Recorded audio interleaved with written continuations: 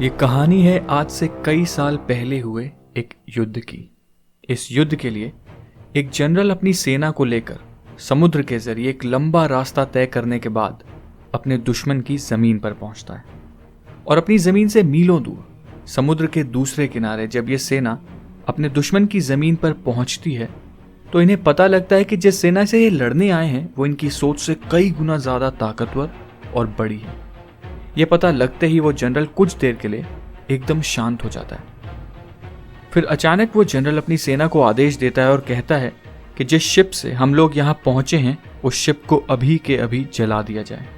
ठीक इस जनरल के आदेश के मुताबिक शिप को जला दिया जाता है।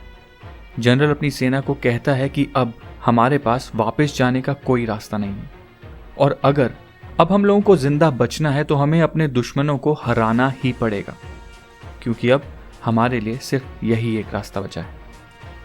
वो सेना जो कुछ देर पहले तक अपने दुश्मनों की ताकत के सामने खुद को कमजोर समझ रही थी, अब अचानक उसमें इतना जोश भर जाता है कि वो सब बस एक ही चीज के बारे में सोच रहे होते हैं कि कैसे युद्ध को जीता जाए।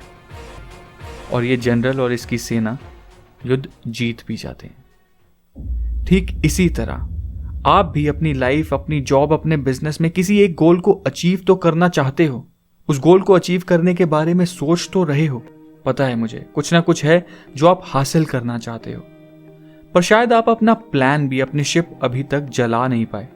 जब हम कुछ ऐसा करते हैं तो हमें एक बहुत बड़े डर का सामना करना पड़ता है। हमारा माइंड हमें यह कहता रहता है कि अगर ये प्लान सक्सेसफुल नहीं हुआ तो क्या होगा। बस यही वो सवाल है जिसे जीत कर हम लोग अपनी जिंदगी में कुछ बड़ा कर पाते हैं।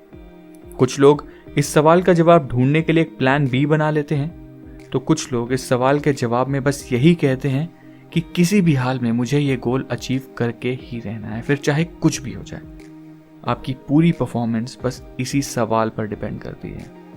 इसलिए अपने सारे प्लान बी, अपने सारे डाउट्स को अपने जहन से जला दो और सिर्फ यही सोचो कि किसी भी हाल में आपको अपने लक्ष्य को हासिल करके ही रहना है, चाहे कुछ भी हो जाए।